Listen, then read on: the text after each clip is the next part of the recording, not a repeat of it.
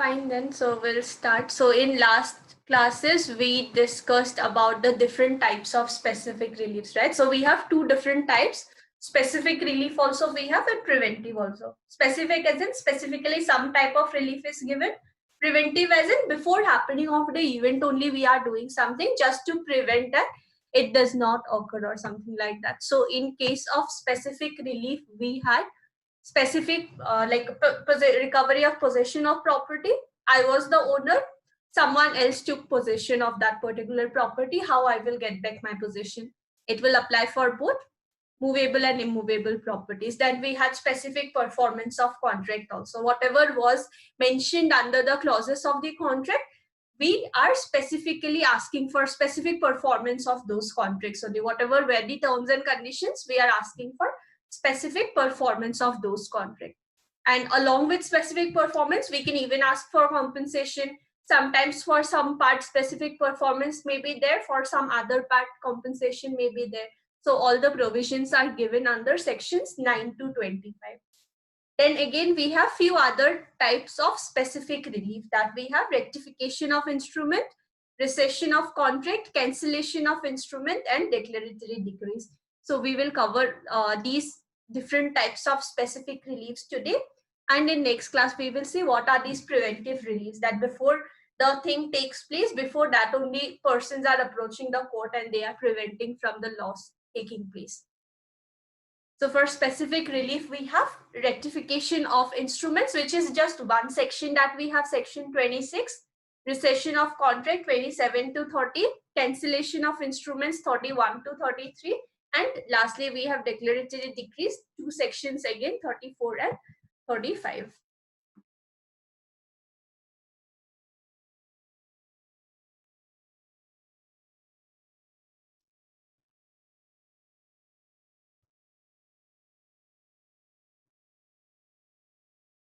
So for like a specific performance of contract only is like a big portion of this entire act that has a lot of sections mentioning different situations, who all can apply, how it will happen, and all of that. Remaining other reliefs are very small provisions, only just few sections you will get. So for rectification of instruments, it is chapter 3 of the Specific Relief Act, only one section that we have, section 26. So what is rectification of instruments? What can we do or what we can seek under this relief?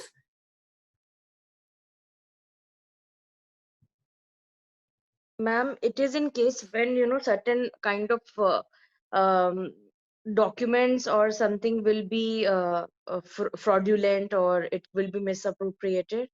I think in those cases the instrument rectification may be helpful. Yeah, so in those cases rectification may be helpful. So wherein we want to like like anyways follow that instrument, but certain changes has to be made so that we are also able to fulfill that particular instrument. So take for example, it may be any sort of contracts also, it may be like sale deed, or it may be a rent agreement or anything like that. Take for example, there is some kind of an instrument. Now instrument may mean contracts also, some kind of agreements also, where there are, take for example, two parties are there, okay, A and B, two parties are there, they made some kind of an agreement or some kind of a deal, and they were very clear about their terms and conditions, what they want to do. But after they drafted this agreement or that particular gift deed, they came to know that whatever they intended, that is not reflecting in the written document. So in such cases, this type of relief may be useful. So when instrument may be rectified, when it can be done, when through fraud or a mutual mistake of the parties, a contract or other instrument in writing does not express their real intention. Take for example, A made a contract with B to buy A's car. Now A was having two different cars. A wanted to sell one car, B wanted to buy the other car. In that case, what happens? Parties were in thinking something else, and in the contract it came to be something else. So in that case, they can make changes in the instrument. A can like B can say that, okay, fine, if you are giving me this card, then I am not paying you this much amount, I would pay you lesser. And A may also agree that, okay, fine, whatever you are paying, that is fine, I would anyways want to sell my car. So like that, they can make the changes so that their real intention can be expressed in the written document as well. Maybe A wanted to maybe A wanted to uh, enter into a lease agreement with B, and he wanted to start his business there, and he wanted to continue it for 5 years in that particular area. Everything was done. In the agreement, it was written that you cannot use this property for any sort of business or any kind of other that kind of purpose. For commercial purpose, you cannot use. In that case, he can go to the court and say that I was willing to enter into this agreement to use it for commercial purpose only. If you are not allowing that, then it is not making any sense for me to go forward with this contract. So accordingly, they can make those changes. So it may be because of fraud or because of mutual mistake of both the parties. Maybe A was thinking that he just wants to reside in this place, so I can give him this plot for 5 years on lease. Other party was thinking, I will start my business for commercial purpose only, I am using. So it is what, it may be a mutual mistake of both the parties. Someone wanted to buy one car, the other one was willing to sell another car. It's a mistake of both the parties. Or it may be fraud also. Maybe A and B made an agreement. A and B made like a contract. It may be like a certain kind of a service agreement, okay? Service agreement where A is willing to give some kind of a service. Maybe he wants to write articles for B. And he said that you pay me, like, take for example, you pay me 1 rupees per word when I am delivering you within 24 hours. And if it is very urgent, you need it within 4 hours, you will have to pay me 2 rupees per word. But in the written contract, what happens? Only 1 rupees per word was written. 1 rupee per word. There was nothing, no mention about that urgent provision. In such cases, we can say that it may be fraud. The other party wanted to play fraud against the other one, so he did not mention all the different clauses properly in the contract. In that case, also they can approach the court and say that it is not like expressing the real intention, or it is not covering all the clauses. So we want to make certain changes in this instrument so that we can go forward with this contract. So accordingly, they can ask for this relief and get the changes done. So then what they can do is that if it is not expressing their real intention, it may be because of fraud or because of mutual mistake of fact, who can go to the court again? It may be either parties or their representative in interest. It may be their agents, it may be their legal heirs who can go to the court, and then they can see how it is not reflecting their intentions, what all changes have to be made, and then accordingly get it done. So it can be either party or their representative in interest who can go to the court. Or who it can be, the plaintiff may in any suit in which rights arising under the instrument is an issue, claim in his pleading that the instrument be rectified. Now, what does this mean? The plaintiff can go to the court and file a case when these rights arising under the instrument is an issue. What is rights arising under an instrument? Take for example, there is a sale deed. There is a sale deed between A and B. After this deed was, after they made the agreement and everything, A came to know that these rights over this property is under some sort of a dispute. He do not have title over this particular property. It is under dispute, or maybe he is a joint owner with someone else also, and he is making the sale deed himself alone.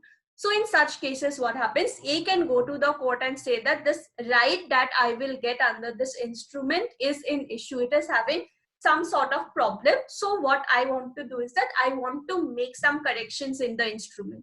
Maybe he can say that because we do not have a proper title over this property, I do not want to buy this property from him, but I want to enter into a lease agreement or maybe a rent agreement for a certain duration only. I don't want to buy the property and then again face all the difficulties that may be there.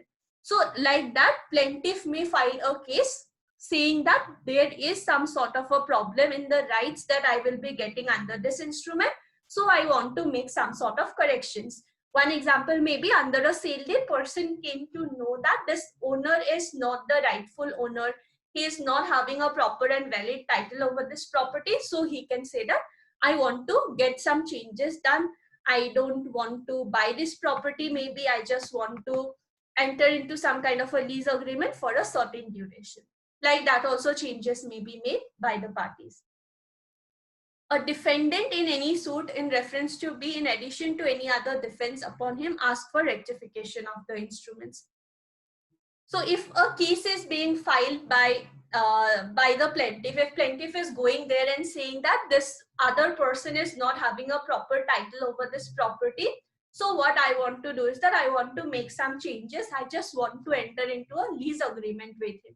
In such cases, what defendant can do is that in addition to any other defense upon him, ask for rectification of instruments. He can also say that, okay, fine, I don't want to give you the property on lease, maybe a rent agreement would be better. So he can also ask for rectification of instruments. Or he is having other defenses as well. What other defenses he is having? Take for example, under the specific performance of contract we saw, right? Someone entered into a contract, later on they got their title over the property when the matter was still pending. So in this case also, if B's title was like properly decided by court, B can say that, yeah, my title was not proper when I made this agreement, but now court has finally decided that I am only the rightful owner and I am the only owner of this property. So accordingly, we can proceed with this particular sale deed. So accordingly, he can also like give his arguments that I'm the rightful owner and I'm the only owner. So there is no complications with regard to title over this property. So we can proceed with this particular sale deed. So accordingly, they can proceed with this as well. So firstly, why rectification of instruments may be allowed? It may be because of any sort of fraud or mutual mistake of parties. It may be because of these reasons that the real intention is not reflected in the written document. Whatever instruments they have, it is saying something else and they agreed to something else while they were negotiating regarding the terms and conditions.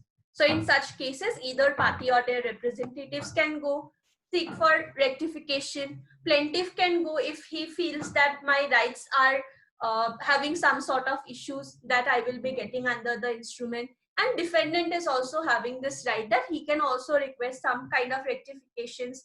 He can also apply some defense that he may be having under this legislation.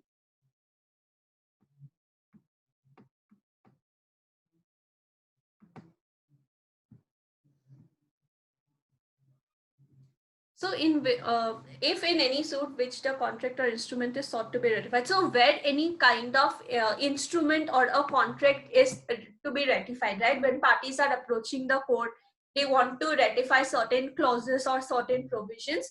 The court finds that the instruments through fraud or mistake does not express the real intention. The court may, in its discretion, direct the ratification express intention so far as it can be without prejudice to rights of third party.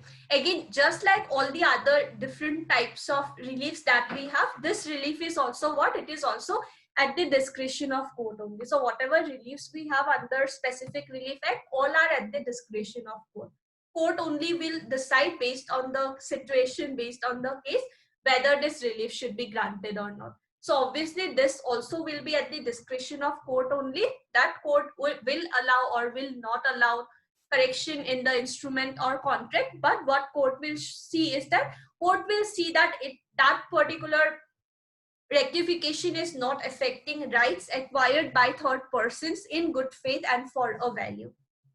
It is not affecting someone else's rights or someone else who made some kind of an agreement in good faith and for a value. They made some sort of a payment or something and then proceeded with some kind of an agreement. Take for example, there is a contract between A and B wherein they want to like buy a certain property, but it was jointly owned by two persons. A and B are, take for example, joint owners of a property. Now C made an agreement with A that I want to buy this property, and he also paid 2 lakhs rupees. In such case, now what happens is that, or someone else is also there, they are paying an advanced amount and making a kind of an agreement or something like that. In such cases, those persons' rights should not be affected. Why? Because they were not aware about the situation. They proceeded with in good faith, and they even made some sort of payment also. So in this case, A also should not suffer because he has made some kind of a payment, or it may be there is some other third party is also there. Take for example, there is another person D who wanted to start some kind of renovation in that particular property or some development. He also invested some money in it. So these rights also should not be affected. Now D will be a third party, but his rights also should not be affected with regard to this. So court will allow rectification of instruments or contracts at its discretion, but it will also see that their decision is not affecting some rights of a third party who made an agreement in good faith, and he also made some kind of a payment also. If it is affecting, court may give him compensation, or court may ask the person that you should you should refund or return that advanced amount that you have taken or things like that. That should not affect someone else's right who was not aware about the situation, that there is some kind of a problem with regard to title of these persons who are involved in this particular case.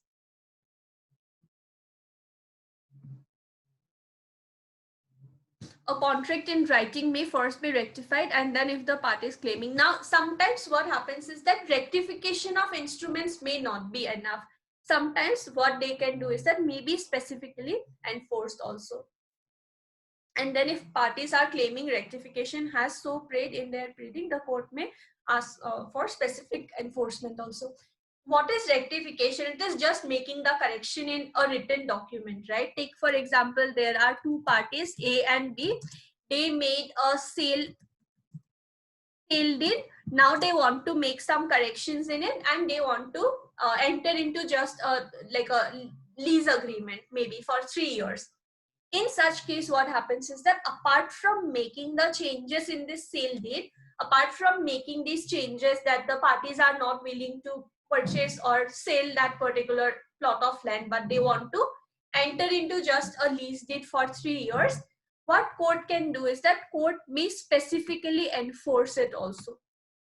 Court may specifically enforce it also. Just making the changes in written document is not enough. Court may also say that, okay, fine, now you hand over possession also for 3 years, or other things that needs to be done, that also you do.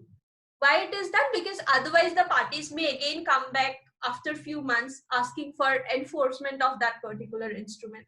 So if there is a scope, parties are asking for it, court will, in the same case only, get the changes done, and also will ask for enforcement of that particular instrument, so that everything gets done in one at once only. They are not just coming back for the same matter again and again.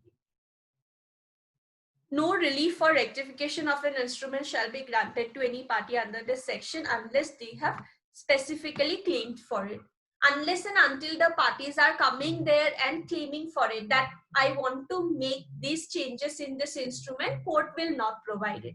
Take for example, there are two parties who have some issues with regard to a contract that they have entered into. If parties are just approaching the court complaining about that instrument, that we have this problems in the instrument, court will, from its own self, court will not say that, okay, fine, you get the corrections done, this is how you can do it. Court, parties will come forward. Parties may come forward and say that we want specific performance of this contract, we want to cancel out this contract, we want to make changes in this contract. So it depends on the parties what kind of relief they want. So court will not give the relief, but parties will ask for it. Then court will see the situation and everything and decide whether it can be granted or not. So this relief also parties will have to see.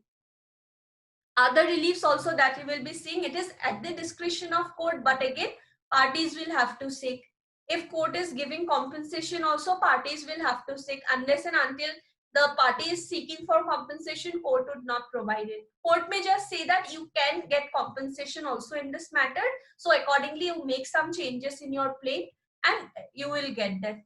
Court might say that, but unless and until it is clearly mentioned and claimed or demanded by the parties, court would not provide it. So same goes for rectification of contract instruments also. It may include contracts also, or it may include some other type of written documents also, like any kind of sale date, gift date, or any sort of these things also, where parties may want to make some changes. Why? Because their real intention is not expressed in the written document. Whatever they intended, for whatever purpose they wanted to make or enter into that contract, it is not properly reflected in the instrument, so they want to make those changes. Who can approach? It can be either party or their representatives. Plaintiff can also go if he is doubting that his rights are not proper, that he will get under the instrument. Defendant can also ask for some changes, or he can also apply all the other defenses that may be available with him. So it depends on discretion of court. Court will see whether it can be allowed or not. And if it is allowed, court will also ensure that it is not affecting rights of any third person who have maybe made some kind of a payment or proceeded with any agreement in good faith. Their rights should not be affected because of these sort of changes that are being made under this instrument. So rectification has to be claimed by the parties. Court will not just give it from their own self. It has to be claimed by the parties only.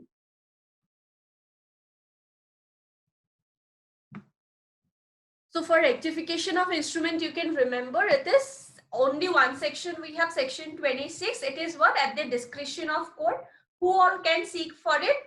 These are the clauses. So when it can be sought, it can be requested in cases where there is maybe fraud or mutual mistake of parties, because of which the real intention is not expressed in the written document. Who all can seek for it? That thing you can remember. 3 parties are there. It is just like the other types of reliefs. It is also at the discretion of court only. Court will see whether it should be granted, should not be granted, and court will ensure that it is not affecting rights of any third party.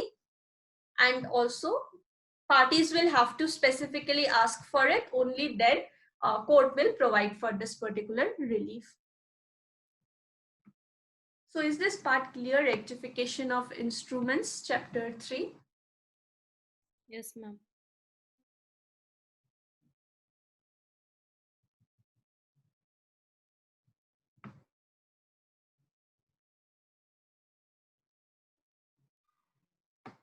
Now, next type of relief that we have is rescission of contract.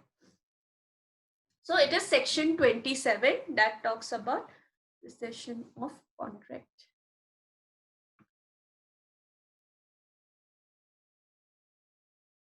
So sections 27 to 30, there are 4 sections are there that mentions this relief. What is it? It means unmaking or cancelling of a contract that is there between 2 parties. So just rescission of contract.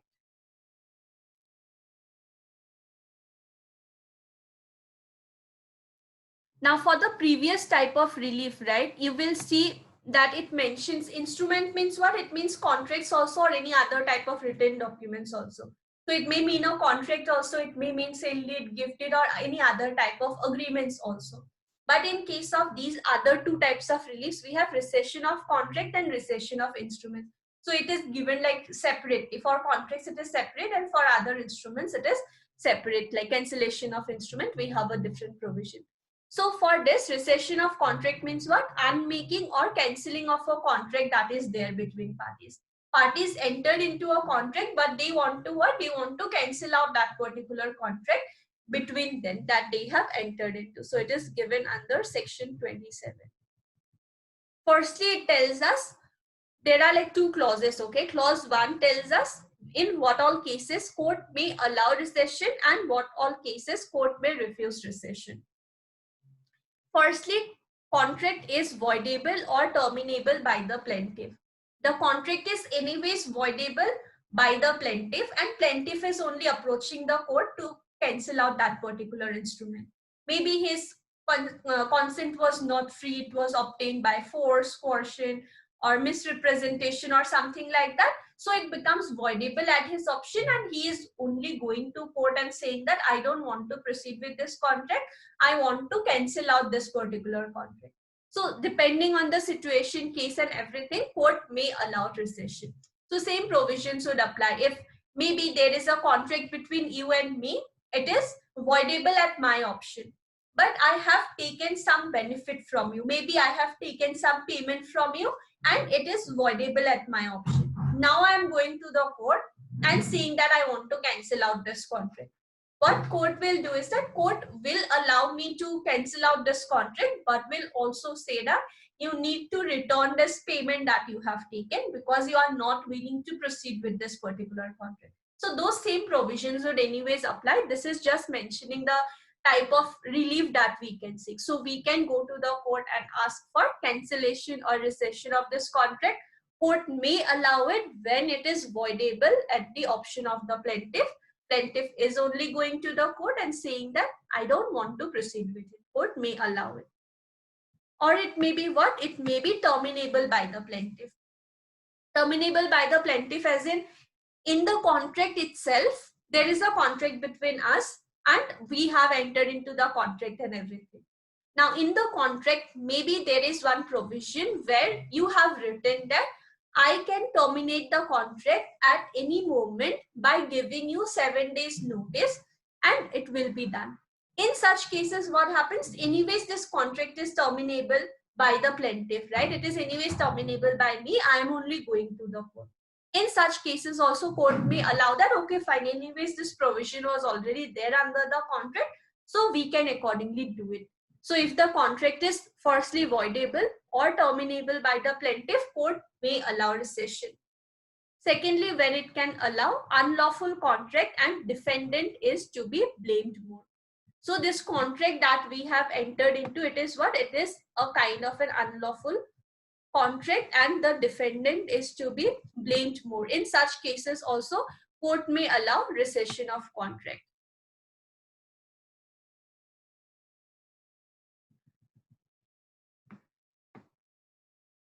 Now take for example, what example we can take.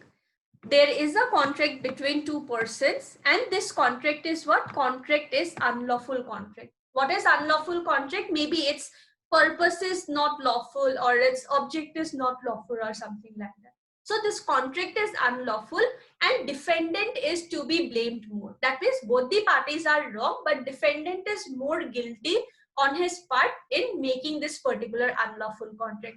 In such cases also, court may allow rescission of contract. So what may be an example? Take for example, there is a person A having two properties.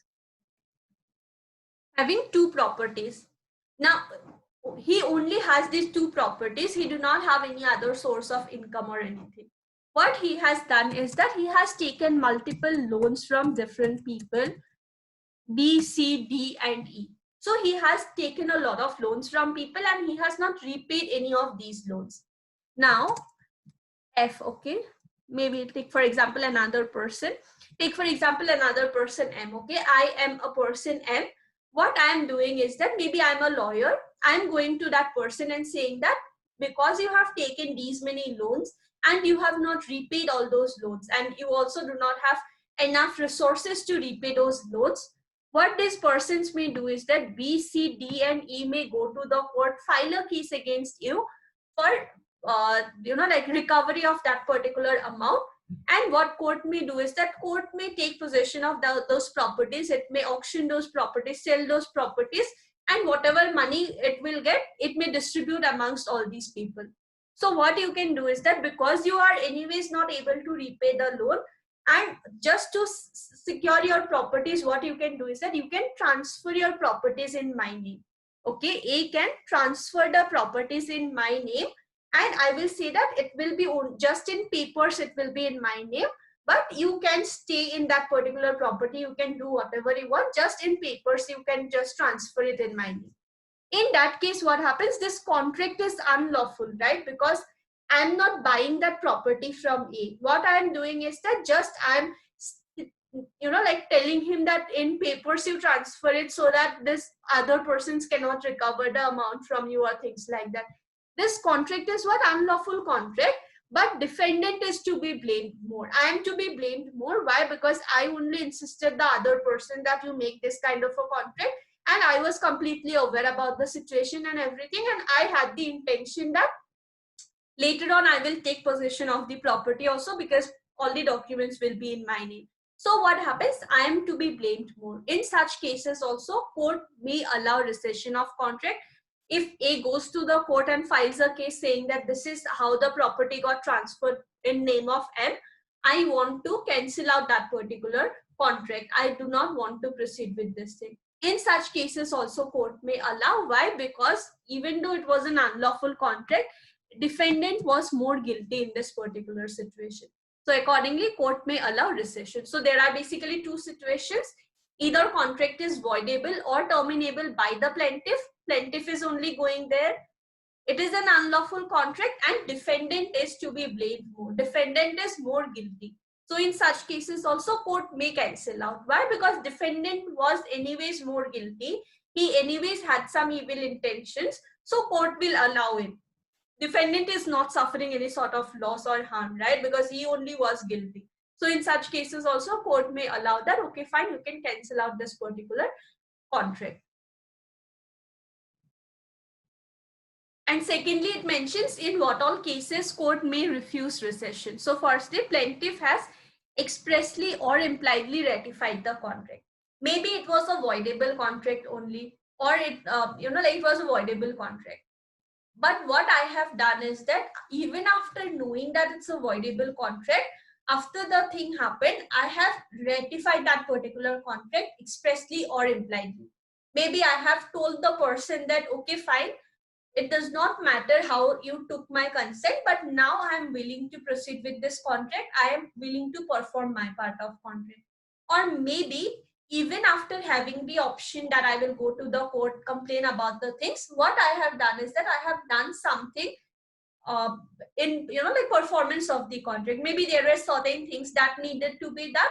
I have done few of those things, like expressly or impliedly, by express words or by doing something. I have let the other person know that I agree or accept this particular contract. In such cases, court may refuse, saying that you had the option to come before only and complain about the matter, but you yourself only ratified this contract, you yourself only gave your acceptance. So now it does not make sense to, cancel out this contract, because the other party also will be under an impression that you are going to fulfill the contract. So in such cases, court may refuse rescission of contract. It may be change of circumstances. Third parties have acquired some rights in good faith, or contract is not severable. Where owing to change of circumstances which has taken place since making of the contract, the parties are not substantially resorted to the position to which they stood to agree on something. So now what happens is that there are change of circumstances. Where we stood when we made the contract, there are now some changes in the situation or in where we stand. So now if this contract is cancelled out, now if court allows rescission of the contract, then what happens? Maybe the other person will suffer a huge loss and it would not be justified on his part. So in such cases also, court would see the situation and court will decide, because all these different types of reliefs that are there, all these are based on the principles of equity only, right? So court will see what is justified for both the parties, then only will give a decision. So court may feel that, okay, fine, now situations have changed a lot. If now we are cancelling out this particular contract, what will happen is that the defendant will suffer unnecessary harm and a lot of harm. But the plaintiff, it does not matter if he is performing the contract also. So there may be some kind of a situation like that, where court may refuse to rescind the contract, saying that their situations have changed now. It is not justified to just cancel out this particular contract. Or it may be that third parties have acquired rights in good faith. Because of that particular acceptance given by the parties, some other parties have acquired some rights in good faith. It may be that, take for example, there was a contract between A and B, where B agreed to renovate a certain property. Because B agreed to renovate a certain property, A made another contract with C to sell that property, to lease out that property or rent out that property. In such cases, what happens? C has acquired some rights in good faith. C thought that, okay, fine, this is how the property will look after 1 month, after the renovation is done. So maybe he made the payment. He wanted to enter into that particular contract. Now, if B refuses to do the renovation, what happens is that it will be a loss for C, right? The other person, because C will not be interested in buying that property that is not been renovated. So if third parties have acquired some rights in good faith with regard to that, in such cases also, see, depending on the situation, court may refuse to cancel out that particular contract. Or it may be that contract is not severable. Contract cannot be like whatever it is, right? Whatever I want to cancel out, it cannot be separated. Only part of contract is sought to be like there is one whole contract and I want to cancel out just one small part of the contract, but that small part cannot be separated from this entire contract. In such cases also, court may say that it is not possible, we cannot cancel out this particular part. Why? Because this entire contract is like one whole document. We cannot take out two clauses from it, and we cannot just like cancel out these two clauses, otherwise the contract itself will have no meaning. So in such cases also, court may refuse. So court, when it can allow and when it cannot allow, it is given under section 27. There are just two clauses. You can just go through this chart and you will remember the like the provisions. So in detail it's not needed, right? Like whatever questions we have seen till now, and also we will be seeing some more questions, we have seen that just knowing the provisions are enough, right? If you know that rescission of contract, who when it can be allowed, when it cannot be allowed is given under section 27. What does it mean? It means unmaking or cancelling of a contract between parties. There are two clauses. First one mentions two situations where it can be allowed. Second clause mentions 4 situations where it may be refused by the court, where court may not allow it. So accordingly, you can just go through this chart to remember the provisions as well, because they might just ask that, like under section 27, under which all cases court may allow rescission of contract. So maybe situations should be given. Out of that, you need to select the correct one, that okay, fine, if it's voidable or terminable, it can be allowed. If it's an unlawful contract, defendant is more guilty, it will be allowed. So like that also questions might come. So just knowing these different provisions, that only would be enough for you to answer the questions.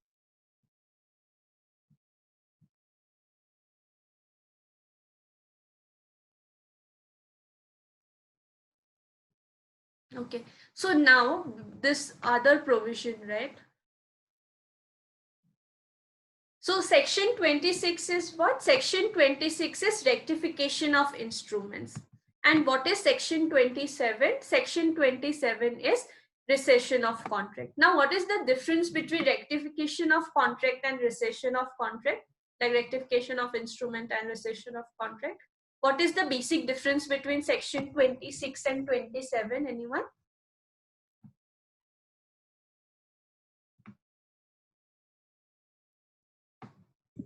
Ma'am, rectification means the corrections, but rescission means cancellation. And the above, it includes the above chapter, that is the third chapter, it includes the instrument that is wide enough. And chapter 4 includes only the contracts. It's limited only to contracts.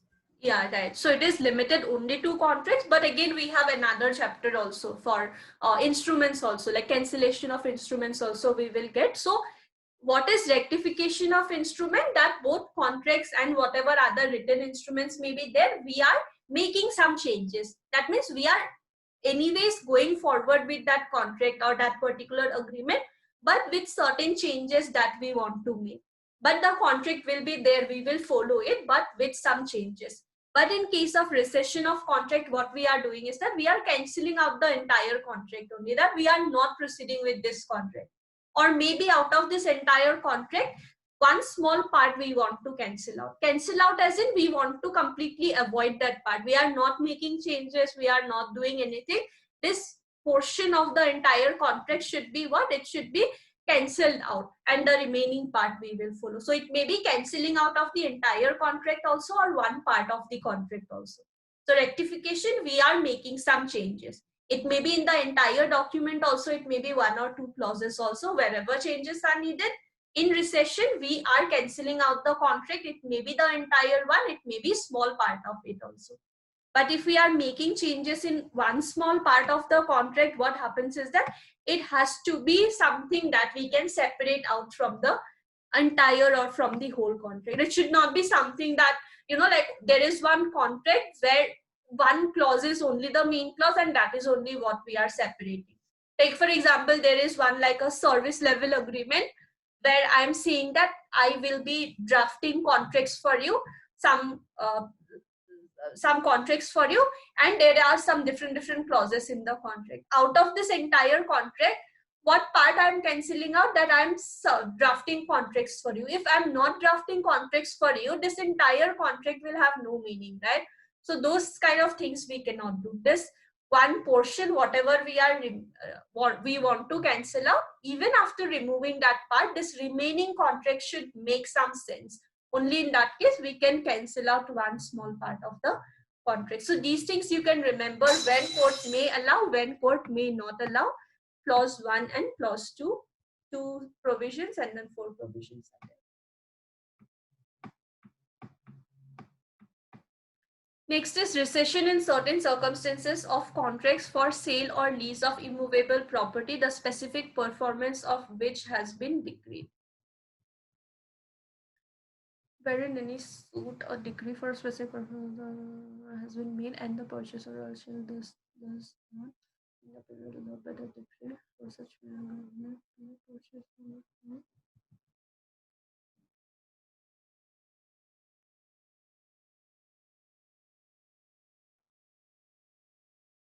So sometimes what may happen is that there may be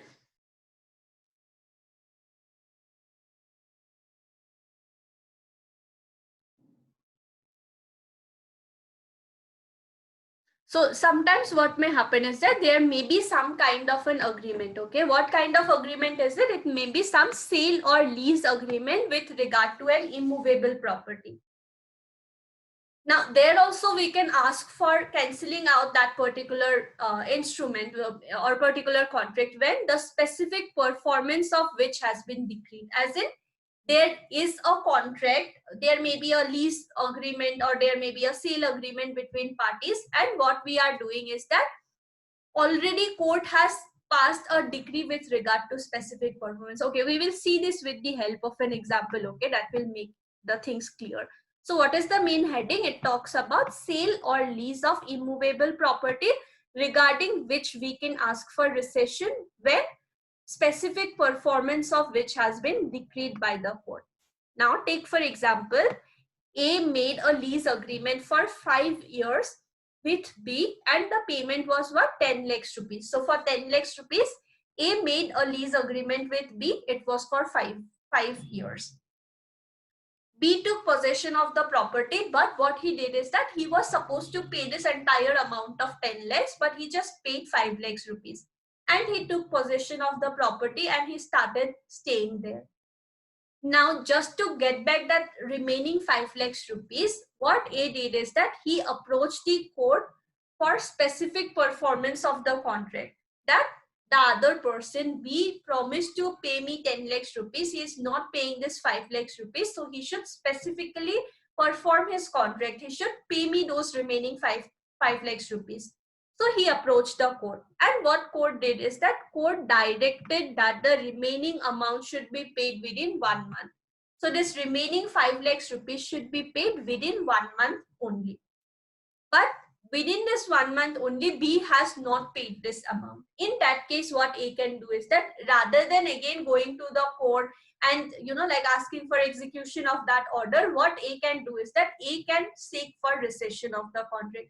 He can say that I don't want to continue with this lease agreement with this other person. So what happens is that I want to cancel out this particular contract. Whatever amount he has paid, 5 lakhs rupees, for whatever duration he was staying there, you can decide accordingly, and I want to cancel out this particular contract. So accordingly, they can do that. when contract is rescinded, court may order for what? Restore possession, payment of any profit or rent to the vendor or leaser from date of possession, date of restoration. Vendor must return any earnest money or deposit. Now take for example, A went to the court and said that I don't want that remaining 5 lakhs rupees. I want to get back possession of the property. I want to cancel out this lease agreement. Now take for example, all these things happened within 3 months. Within 3 months from date of possession. From date of possession by B. In this case, what happens if A wants to cancel out the contract? Court also allows that. That means what? B has paid 5 lakhs rupees to stay in one property just for 3 months, right? He will not be getting that money. So what court will have to do is that court will have to ensure that this other person is not suffering loss. So for that, what court may ask? Court may ask for restoration of possession, that B will have to vacate the plot and he will have to give possession to A, and also payment of any profit or rent to the vendor or leaser from date of possession to date of restoration. So court may decide accordingly that okay fine, he stayed in this property just for 3 months, so maybe he should be paying only this much amount. So out of 5 lakhs rupees, you can keep this much amount with you, and the remaining amount you should return to B. Why? Because you should not take some unnecessary or like excessive profit from it. The other person should not suffer because you are cancelling out the contract. So accordingly, you should return this remaining amount. Or if it was like some sort of sale deed or something, some advanced payment was given, that also you should return. So whether it's some rent or advanced payment or whatever money it is, one person should not take unnecessary profit or advantage. Court will ensure that he returns all the remaining things to the other person. So in this case, if A wants to cancel out that particular lease agreement also, court will ensure that he returns that particular amount to the person and he is not getting an unfair advantage over this particular thing. So the first provision mentions when we can ask for rescission of contract, in what all cases court will provide, in what all cases court will not provide. So this was like a general provision that we have, okay, when court may provide, when court may not provide. In section 28, it mentions specifically with regard to any sort of sale or lease agreement with regard to immovable property, where there is a case for specific performance of contract and it is not being done. Then in that case, what happens? So section 28 is with regard to this only, that there is some kind of a some kind of a lease or sale deed is there, and then this is happening. So same only, this thing only I have given here, that restore possession, any amount that they have taken, those should be returned. Any earnest money that is there, that should be returned, and all of that.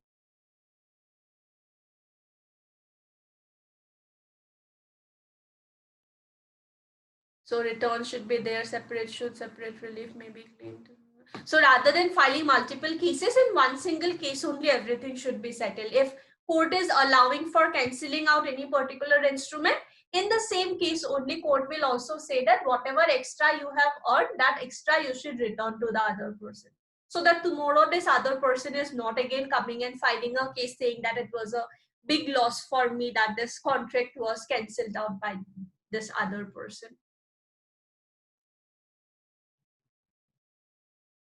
So section 28, is it clear? This is with regard to sale or lease agreements, where what happens is that parties can like ask for cancelling out the contract when there is already a case with regard to for specific performance of contract, where court has already ordered specific performance of contract and parties have not fulfilled it. So in that case, they can say that this person is not fulfilling or not doing whatever court had ordered, so I want to cancel out this contract. I don't want to proceed with any more legal cases or anything. I just want to cancel out this contract. So accordingly, they can do that as well. Section 29 is alternative prayer for rescission in suit for specific performance. So a plaintiff who is filing a case for what? For specific performance of contract. If a plaintiff is filing a case for specific performance of contract, then what happens is that he may pray in alternative that if the contract cannot be specifically enforced, it may be rescinded and delivered upon the up to be cancelled. And the court, if it refuses to enforce contract specifically, it may. So in the same case, in the same thing, what parties can claim is that they can go to the court and say that this is a type of contract that we entered into.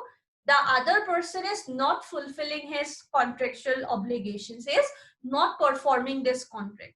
So what he can ask is that he can ask the court that you should ask for specific performance of this contract. Whatever were the terms and conditions, it should be specifically performed by the parties. And in case it cannot be specifically enforced, then you should cancel out this particular contract. So two options are given. Either you specifically perform it, if not, you cancel out this order. I do not want compensation or anything like that, or I do not want some changes or anything. It can be specific enforcement, or it may be canceling out this entire entire contract itself. So alternative prayer for rescission in suit for specific performance. While filing a case for specific performance, I am also asking for, there is also an alternative prayer. If not specific performance, I want to cancel out this particular contract. Court may require parties rescinding to do equity. So the court may require the party on whom such relief is granted to restore any benefit which they have taken from the other to make compensate for justice. So just like what I said, right, all the purpose of all these different types of reliefs that we have, it's all about justice and equity. So whenever a relief is given, right, with regard to rescission of contract, to whomever this relief is granted, court will also ensure that he is returning any sort of profit, any benefit, or any undue advantage, unfair advantage that he has taken. He will return that to the other person. That means one person should not get unfair advantage or benefit from this kind of a contract. He should return whatever benefit, extra benefit, or extra thing he has taken, that he should return basically. So all of these are based on equity only. So court will also ensure that. So for the third type of relief, what is it? It is rectification of instrument, that we are making some sort of corrections in the instrument. It may be what? It may be contract or other instrument in writing. It can be those also where the real intention is not expressed properly and we want to make certain changes. Accordingly, we are doing it. Who all can approach? Either party or their representative in interest. Plaintiff can also go if he feels that whatever right I am getting under this instrument is having some sort of issues. So I want to, make corrections in the document. Or the defendant can also ask for rectification along with any other defense which may be available with him. Next type of relief that we have is rescission of contract. That means unmaking or cancelling out the contract. Section 27 is just a basic provision that tells us in what all cases court may allow it, in what all cases court may not allow it. So there are two subclauses. 27 clause 1, two provisions are there when court will allow. 27 clause 2, 4 situations where court may refuse. So everywhere you would see court may. Why? Because it is always discretion of court only, whatever reliefs we have. So rescission in certain contracts, if it is sale or lease of immovable property, court may allow it. And in the same thing, only what court may do is that court may ask for restoration of possession and return of any kind of payment, any sort of deposits, advance, what they have taken, it should also be returned. And we can ask it as an alternative prayer that you ask for specific performance of the contract. If that cannot be provided, what you do is that you cancel out this particular contract. So we can ask it as an alternative prayer also.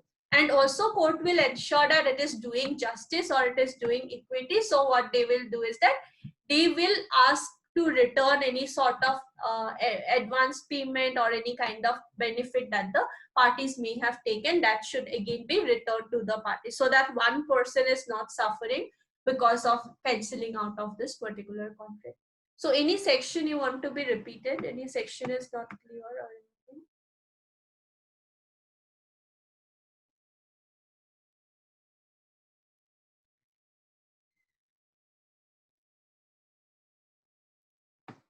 See, for specific relief act, right, we don't have any other option but to, like read all the sections, because from sections only you will have the questions. So It's mostly MCQ based, no, ma'am? Yeah, MCQ based only. That too, like direct from sections only they are asking. Which section is talking about rescission of contract or like that. So for MCQs only. So you can, like rather than reading this entire barrack just before your exams, if you know what are the provisions, what is rescission of contract, what are the main provisions, you can just go through these charts also just before exam, that okay, fine, just to revise, right? Rescission of contract, 27, 2 provisions are there, like that also you can quickly revise if you know the main provision, that what is rescission of contract, what are different provisions that we have under the legislation. So we have the general things, then we have with regard to sale and lease, we have that it can be asked as an alternative prayer also, and court will always ensure that it is doing justice when this relief has been granted to a person. So that person should not get like unfair advantage with regard to it. Next type of relief is what? It is cancellation of instruments. So section 31 talks about when cancellation may be ordered. So cancellation of order is again under chapter 5 of the Negotiable Instruments Act. So we have 3 sections, sections 31, 32 and 33. Section 31 is what? When cancellation may be ordered.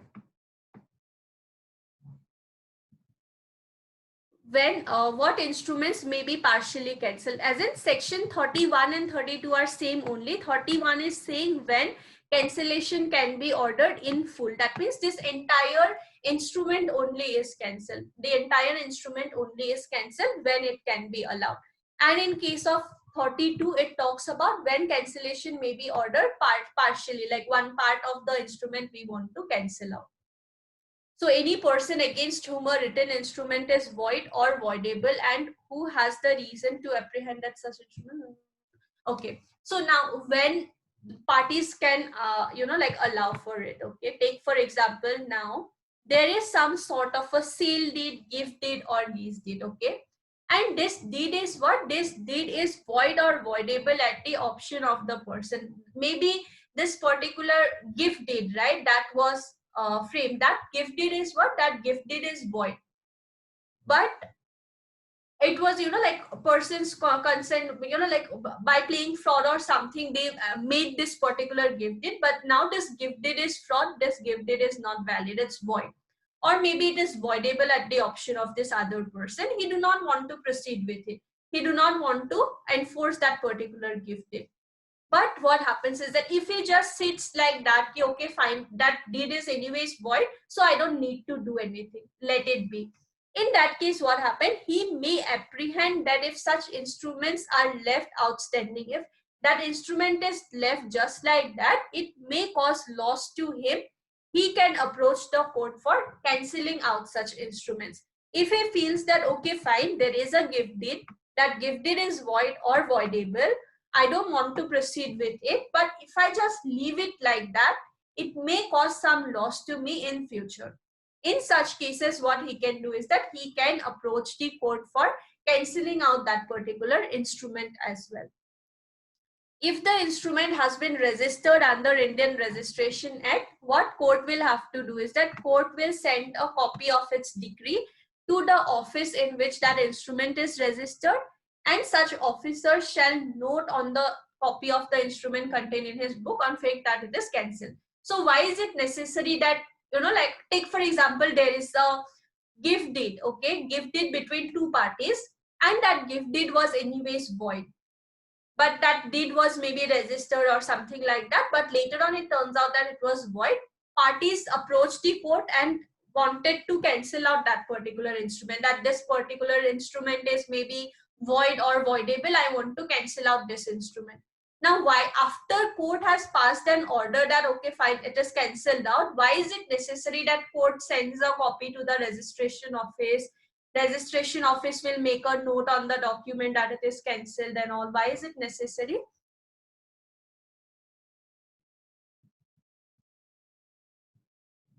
Under section 31, take for example, there is one instrument, court has passed an order that we are cancelling out this particular instrument, that's not valid, parties are not willing to proceed with it, we are cancelling it. So why will they send a copy of that order to the registration office? Anyone?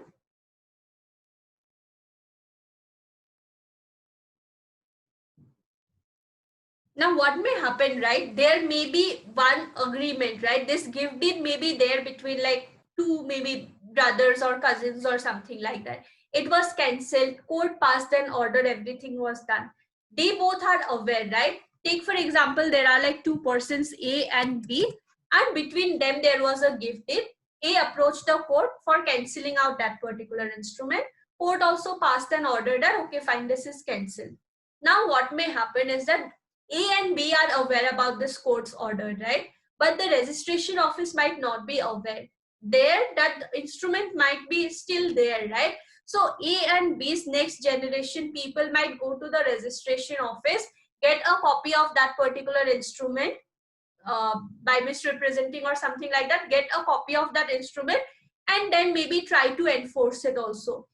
There are so many court cases, there are so many judgments coming, right? So registration office might not have records of all of that. So it is also mentioned that it is not enough that you are cancelling out the instrument.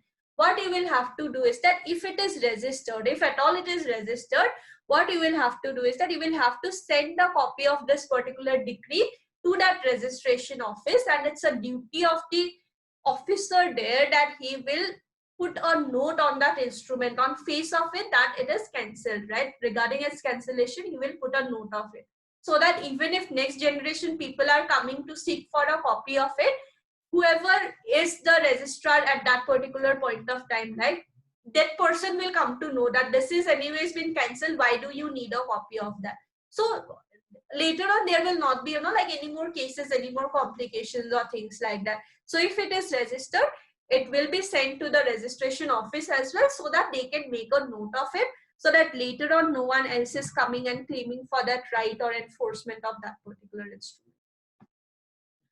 So chapter 5 is with regard to cancellation of instruments, where parties can ask for cancellation of an instrument as well. If it is void or voidable, and if it is registered, then court will even pass a copy of the decree to the registration office. Next is what instruments may be partially cancelled. When an instrument is evidence from of different rights and different obligations, the court may in proper cases cancel parts.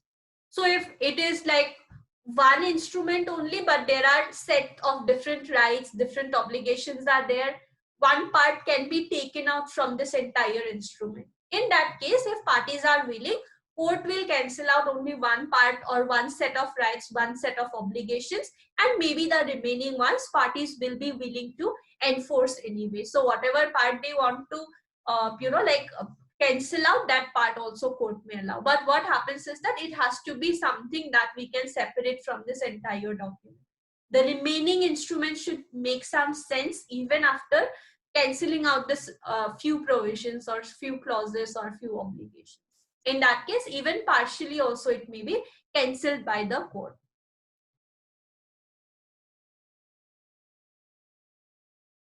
Now you can take an example. Take for example, A is what? He is a dealer and he takes care of rent agreements. He finds tenants, collects money from the tenants and gives it to the landlord after keeping some commission. So he will keep some commission for looking for tenants and also for collecting money. So he gave two houses belonging to two different landlords to Jed on rent under one single agreement only. Two landlords were there and one tenant only was there. He gave a property, but A and one landlord had some dispute. So one landlord said that I do not want to deal with you in future. So in that case, the A can go to the court and say that this was one agreement that we had, that I had with this particular tenant, but I want to cancel out this one part only, that he do not need to pay rent to me, but for this other house he will still have to pay rent to me. So court may cancel out this one portion, that for this particular house you do not need to pay rent to this dealer, but you need to pay rent to the directly to the landlord or things like that. So if it is possible to cancel out one single provision or few of the duties or obligations, that also can be done by the court if that is at all possible. So 31 and 32 are similar only. 31 is complete one we are cancelling out. 32 is only part of it we are cancelling out. 33 is with regard to power to require benefits to be restored or compensation to be made when instrument is cancelled or is successfully resisted as being void or voidable. So this is also same like the other provision we saw, right? That when it is cancelled out, what we will have to do, there has to be restoration of benefit. As in, one party or one person should not get some unfair advantage because of this cancellation of instrument. He will have to restore the benefit. When cancellation is allowed, party getting relief of cancellation of instrument must restore any benefit that he may have received from the other party and also make compensation if needed. If I am approaching the court and I am seeking for cancellation, court is giving me this relief, so I have a duty that I compensate this other person for any loss that he may have suffered, and also I will have to restore or repay or refund any extra advantage that I may have taken. So when cancellation is allowed, to whom it is a duty? It is duty on the person who has got this relief. That person will have to return or restore the benefit that he has taken. When cancellation is not allowed, then what happens? Defendant resists the suit on ground of that the instrument is voidable. Defendant must restore the benefits received or any other or no need to take compensation void because incompetence of the parties. Defendant must restore benefit received or any need to compensate. If one party files a case against me saying that this particular instrument has to be cancelled out, but what I am saying is that I am putting a ground that this contract is voidable at my option, or this particular contract, like instrument is void. In such cases, what happens? Defendant must restore benefit received or may need to pay compensation. If I am saying that this is like both the parties, right? No one should get any kind of unfair advantage or unfair, like benefits from it. When it is allowed also, when it is not allowed also. In no cases, parties should be getting some sort of unnecessary or unfair advantage over any kind of property that they have. So when the defendant successfully resists, the instrument sought to be enforced against him suit voidable. The court may, if the defendant has received any benefit in the instrument, if I say that this instrument is anyways voidable at my option, I do not want to proceed with this instrument anyways. In such cases also, I will have to refund any sort of advance payment that I may have taken, any kind of benefit that I may have taken, or if the other party is suffering some loss, court may even ask me to pay compensation to the other person. And in case it is void also, the party will have to restore any sort of benefit. So regarding restoration of benefit, even under Indian Contract Act, we have provision, right? If it is voidable, I'm saying that I don't want to proceed with it, I will have to compensate. Same will happen under Specific Relief Act also. Whether I'm cancelling out this particular instrument or whether I don't want to proceed with it, whatever is the case, no one should take unfair advantage of it, and it should be justified for both the parties. So there has to be returning of benefits or any kind of advantages that will be there. So is this part clear? Any doubts on this part? These three provisions or reliefs? Any section to be repeated?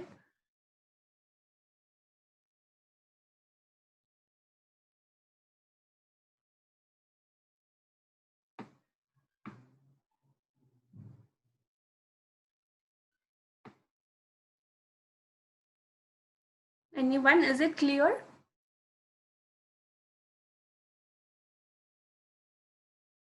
Yes, ma'am.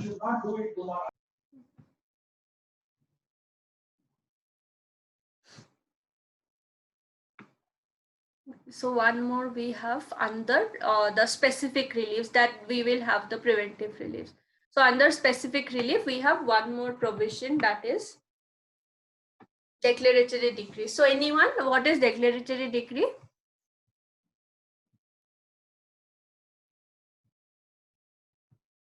Declaratory decrees, what type of relief is it? So again, this is also very clear from the name itself. Okay, what is declaratory decree? It is the sixth type of specific relief that we have. What is declaratory decree? Court is declaring something. Okay, basically in that particular decree, whatever is passed by court has declared something. What is it? Discretion of court as to declaration of status or right. Now for this we have two sections. Okay, sections 34 and 35. First is discretion of court as to declaration of status or rights. Again, just like all the other different types of reliefs, this is also what at the discretion of court. So if this question comes, right, what type of relief are these? Discretion of court, or like compulsion for court, or what is it? Always select its discretion of court for all the types of reliefs that you will get under this legislation. So what are declaratory decrees? These are discretion of court as to declaration of status or rights. That means court has this right to decide whether they want to declare a certain status or right. Court will pass a decree declaring that this person is having this status or this person is having this particular right. Now what is status and right? Any person entitled to any legal character or any right as to property may institute a suit against any person denying or interested to deny. What a person may do is that a person can go to the court and file a case against someone. Against whom? Against any person denying or interested to deny. That means I have a certain legal character or I have a certain right, but someone else is not willing to accept it. Then what I can do is that against those certain person I can file a case. That court should pass a declaratory decree declaring my legal character or right. Now what is legal character and right? Anyone? What is the difference between legal character and right?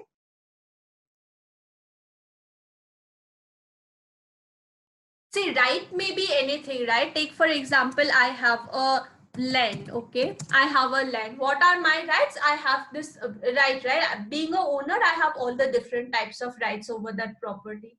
Maybe I am a tenant in a certain of a certain landlord. Being a tenant, I have certain different rights. Maybe I am the like I'm a licensee of a certain product. Being a licensee, I have certain different types of rights. So those are what? Those are different types of rights that I have. For that also, I can go to the court, file a case for declaratory decrees.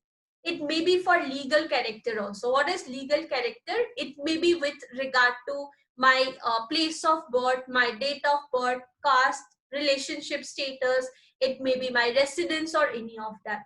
Take for example, there is some sort of a government scheme is there that is available only to maybe married people, maybe it may be available only to people from a certain state.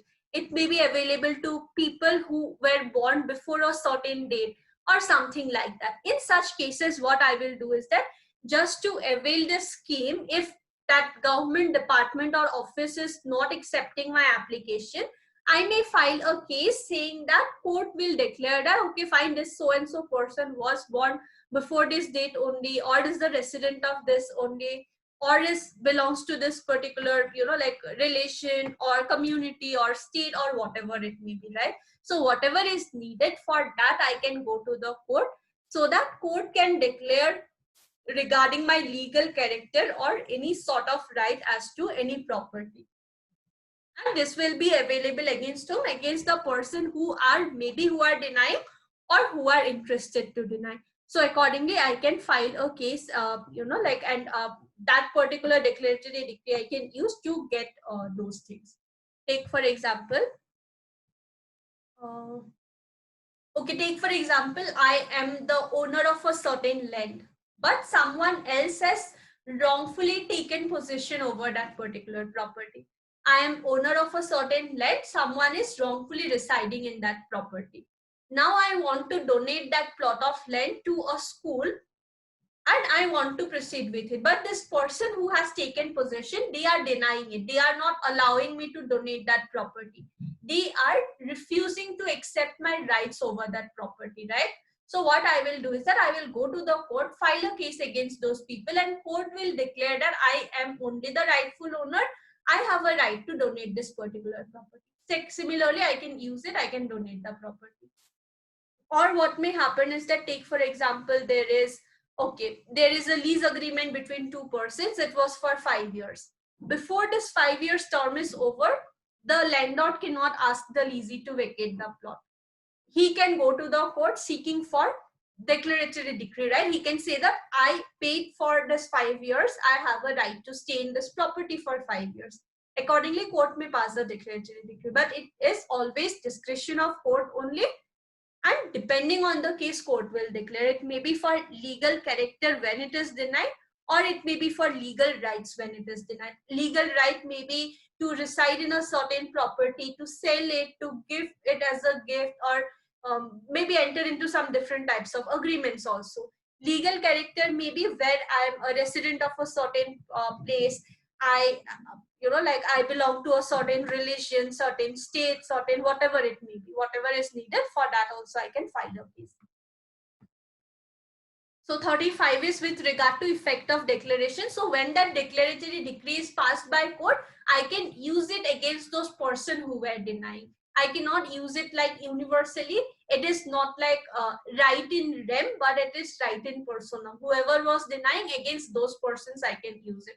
Against those persons I can show that, okay, fine, see, this is what court has declared, so I have this right. I can give this property, or I can sell this property, or I am entitled to the scheme, or whatever the case may be. It will be binding on the parties to do. So whoever were the parties, on them it will be binding, and against them I can apply this particular thing. Or it may be where any parties are trustees or something like that, there also it can be applied. Accordingly, I can apply it against the trustees also and do it accordingly. So for declaratory decrees, it may be with regard to legal character when it is being denied. It may be legal rights when it is denied, that I'm not the owner of a property, I don't have this right, or something like that also. So this is with regard to declaratory decrees that we have. This is the sixth type of relief that we have. So under Specific Relief Act, we have these 6 different types of specific reliefs which are given when maybe like people are apprehending that, okay, fine, this may happen or something has already happened. Then people can go to the court and seek for these different types of reliefs. All of these will be discretion of court only. So we have recovery of possession of property, just few sections, specific performance of the contract. Majority of this, majority of the sections are relating to that only, specific performance of contract. Then we have rectification of instruments, making correction in contract also. It may be some other type of written documents also, where or instruments where we want to make changes. Rescission of contract, we want to cancel out a contract or maybe parts of it. Cancellation of instruments, it may be the entire instrument, it may be part of it. Declaratory decrees, court will declare my legal character or some rights that I am having. So regarding rescission of contract or cancellation of instruments, it may be the entire one or part of it.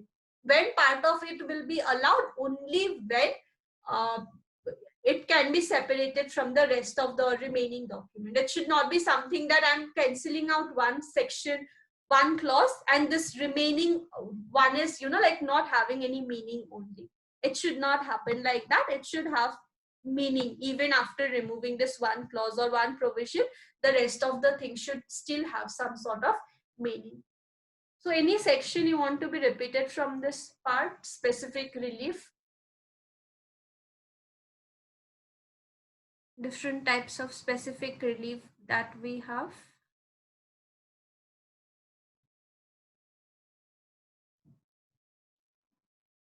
Otherwise, we will have some questions. Few questions are there relating to this part that we will see.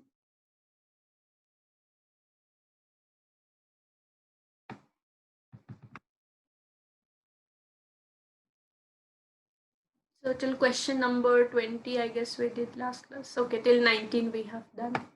Okay. So next is question number 20 that is relating to this part only.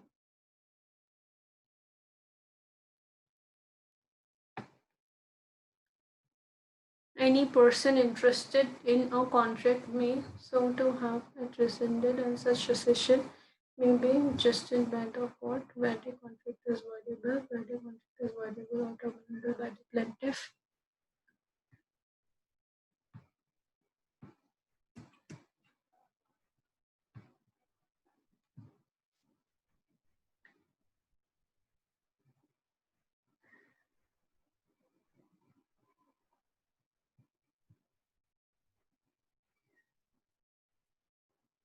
What will be the answer?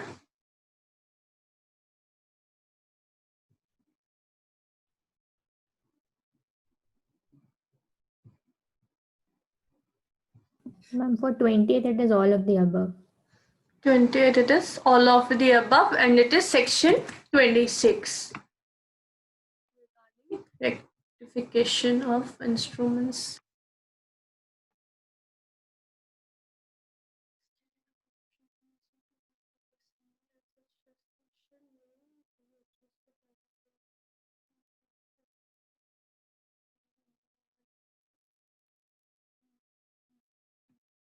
All of the above, ma'am.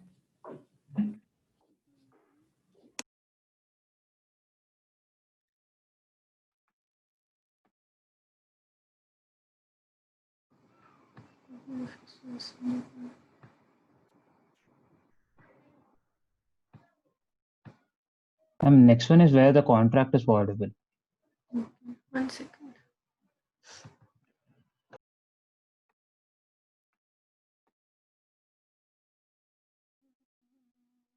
The court may refuse to rescind a contract under section. A, ma'am, Yeah. where the plaintiff has expressly voluntarily ratified the contract. Yeah. So under section 27.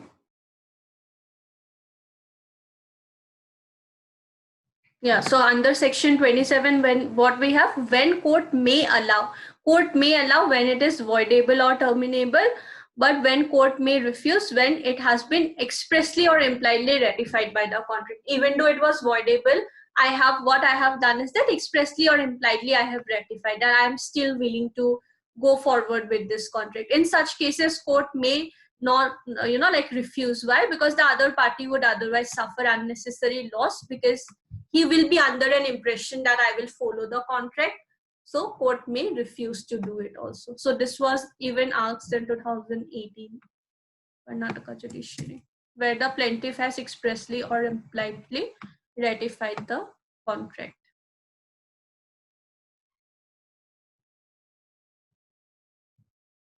Section 31. Section 31 talks about when cancellation may be ordered. Section 30.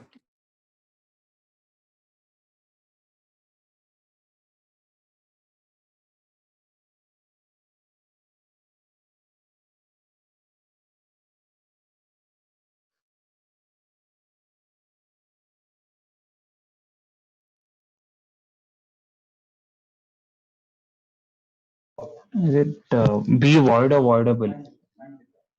Contract or instrument is void or voidable. Section 31 is.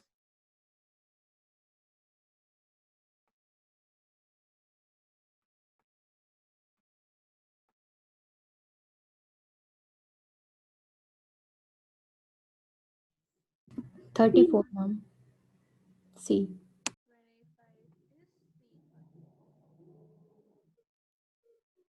34 talks about specific, like the discretion of court to declare status or rights.